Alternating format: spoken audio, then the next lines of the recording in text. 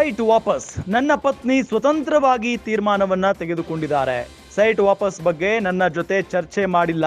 ಪತ್ನಿ ಪಾರ್ವತಿ ಪತ್ರದ ಬಗ್ಗೆ ಸಿದ್ದರಾಮಯ್ಯ ಪ್ರತಿಕ್ರಿಯೆಯನ್ನ ಕೊಟ್ಟಿದ್ದಾರೆ. ಮೋಡಾದವರಿಗೆ ಪತ್ರ ಕಳುಹಿಸಿದ ನಂತರವೇ ನನಗೆ ಗೊತ್ತಾಗಿದ್ದು. ಅವರ ಅಣ್ಣ 3 ಎಕರೆ 16 ಗುಂಟೆ ಜಮೀನು ನನ್ನ ಪತ್ನಿಗೆ ನೀಡಿದ್ರು. ಮೋಡಾದವರು ಜಮೀನು ವಶಪಡಿಸಿಕೊಂಡು ನಿವೇಶನವನ್ನ ಹಂಚಿದ್ರು. ಬದಲಿ ವಿಜಯನಗರ 3 ಮತ್ತು 4ನೇ ಹಂತದಲ್ಲಿ 14 ಸೈಟ್ ಅನ್ನ ನೀಡಿದ್ರು.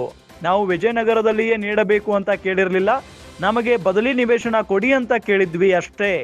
ಅದನ್ನೇ ಈಗ ವಿಪಕ್ಷಗಳು ದೊಡ್ಡ ವಿವಾದವಾಗಿ ಮಾಡ್ತಾ ಇವೆ. ವಿರೋಧ ಪಕ್ಷಗಳ ಕುತಂತ್ರಗಳಿಗೆ ನನ್ನ ಪತ್ನಿ ಬಲಿಯಾಗಿದ್ದಾಳೆ ಅಷ್ಟೇ. ಮೋಡಾ ಸೈಟ್ ಕೇಸಿನಲ್ಲಿ ನನ್ನ ಪಾತ್ರ ಏನೂ ಇಲ್ಲ. ಆದ್ರೂ ಇಷ್ಟೊಂದು ಕಾಂಟ್ರವರ್ಸಿ ಆಗಿದೆ. ಮನನೊಂದು ನನ್ನ ಪತ್ನಿ ನಿವೇಶನವನ್ನ ಹಿಂತಿರುಗಿಸಿದ್ದಾರೆ. ಸೈಟ್ ವಾಪಸ್ ತೀರ್ಮಾನ ಮಾಡಿ ಪತ್ರವನ್ನ ಬರೆದಿದ್ದಾರೆ. ಬೆಂಗಳೂರಿನಲ್ಲಿ ಈ ರೀತಿಯಾಗಿ ಮುಖ್ಯಮಂತ್ರಿ ಸಿದ್ದರಾಮಯ್ಯನವರು ಹೇಳಿಕೆಯನ್ನ ಕೊಟ್ಟಿದ್ದಾರೆ.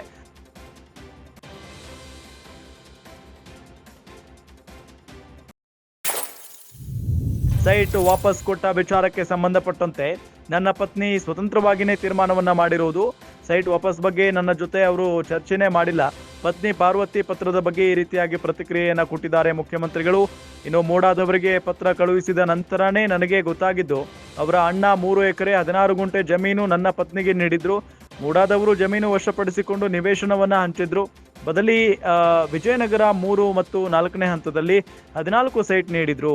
ನಾವು ವಿಜಯನಗರದಲ್ಲಿಯೇ ನೀಡಬೇಕು ಅಂತ ಕೇಳಿರಲಿಲ್ಲ. ನಮಗೆ ಬದಲಿ ನಿವೇಶನ ಕೊಡಿ ಅಂತ ಮಾತ್ರ ಕೇಳಿದ್ವಿ ಅಷ್ಟೇ ಅಂತ ಹೇಳಿ ಈ ಸಂದರ್ಭದಲ್ಲಿ ಮಾತನಾಡಿದ್ದಾರೆ. ಜೊತೆಗೆ ಇದೇ ವಿಚಾರವನ್ನೇ ವಿಪಕ್ಷಗಳು ದೊಡ್ಡ ವಿವಾದವಾಗಿ ಮಾಡ್ತಾ ಇವೆ. ವಿರೋಧ ಪಕ್ಷಗಳ ಕುತಂತ್ರಗಳಿಗೆ ನನ್ನ ಪತ್ನಿ ಬಲಿಯಾಗಿದ್ದಾಳೆ ಅಷ್ಟೇ. ಮೋಡಾ ಸೈಟ್ ಕೇಸಿನಲ್ಲಿ ನನ್ನ ಪಾತ್ರ ಏನೂ ಇಲ್ಲ. ಆದರೂ ಇಷ್ಟೊಂದು ಕಾಂಟ್ರವರ್ಸಿ ಆಗಿದೆ. ಮನನೊಂದು ನನ್ನ ಪತ್ನಿ ನಿವೇಶನ ಹಿಂತಿರುಗಿಸಿದ್ದಾರೆ. ಸೈಟ್ ವಾಪಸ್ ತೀರ್ಮಾನ ಮಾಡಿ ಪತ್ರ ಬರೆದಿದ್ದಾರೆ ಅಂತ ಹೇಳಿ ಈ ಸಂದರ್ಭದಲ್ಲಿ ಮಾತನಾಡಿದ್ದಾರೆ ಮುಖ್ಯಮಂತ್ರಿಗಳು. ನನ್ನ ಹೆಂಡತಿ ತಗೊಂಡಿರೋದು ತೀರ್ಮಾನ. ನನ್ನ ಹೆಂಡತಿ ಸ್ವತಂತ್ರವಾಗಿ ತೀರ್ಮಾನ ತಗೊಂಡಿರ್ತಕ್ಕಂಥದ್ದು. ನನ್ನ ಜೊತೆ ಏನು ಚರ್ಚೆ ಮಾಡಿಲ್ಲ. ನನಗೆ ಆಮೇಲೆ ಗೊತ್ತಾಯಿತು, ಲೆಟರ್ ಕಳಿಸಿದ ಮೇಲೆ.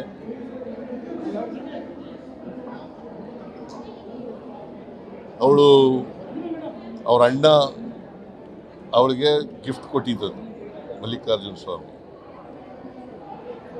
ಅವಳು 3 ಎಕರೆ 16 ಗುಂಟೆ ಜಮೀನ ಮಾಲೀಕರಾಗಿದ್ದರು. ಅದನ್ನ ಮೂಡಾದವರು ಸುಮ್ಮನೆ ಕೇಳಮ್ಮ, ಕೇಳಿಸ್ತಾ ಇಲ್ವಾ?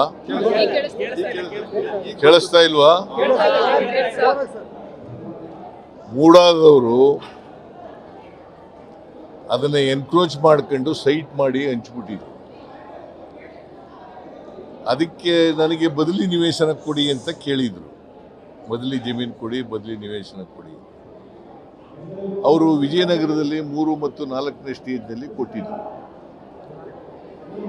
ವಿಜಯನಗರದಲ್ಲೇ ಕೊಡಬೇಕು ಅಂತ ಕೇಳಿರಲಿಲ್ಲ. ನಮಗೆ ಬದಲಿ ನಿವೇಶನ ಕೊಡಿ ಅಂತ ಕೇಳಿ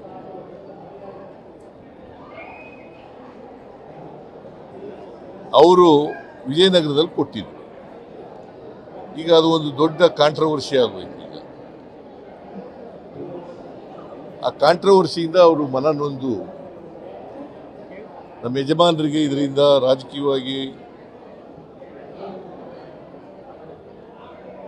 ತೇಜೋವಧೆ ಆಗ್ತಾ ಇದೆ. ರಾಜಕೀಯ ದ್ವೇಷ, ರಾಜಕೀಯ ಸೇಡನ್ನು ತೀರಿಸ್ಕೊಳ್ತಕ್ಕಂಥ ಕೆಲಸವನ್ನು ವಿರೋಧ ಪಕ್ಷದವರು ಮಾಡ್ತಾ ಇದ್ದಾರೆ.